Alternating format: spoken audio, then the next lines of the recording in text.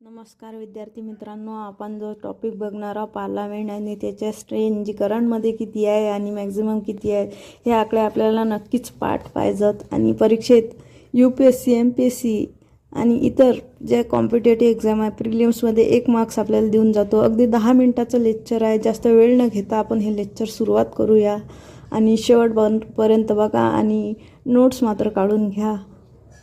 ठीक आहे, चला चालू करूया पार्लमेंट या टॉपिकला.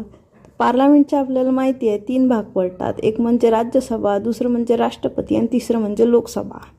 तर राज्यसभेची यापैकी मॅक्झिमम स्ट्रेन आणि करंट स्ट्रेन म्हणजे सद्यस्थितीला त्याची किती स्ट्रेन आहे हे आपण बघणार आहोत. तर मॅक्झिमम स्ट्रेन जी आहे राज्यसभेत ते मात्र 250ची आहे.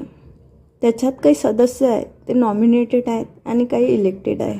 तर मॅक्झिमम स्ट्रेन जी आहे आपली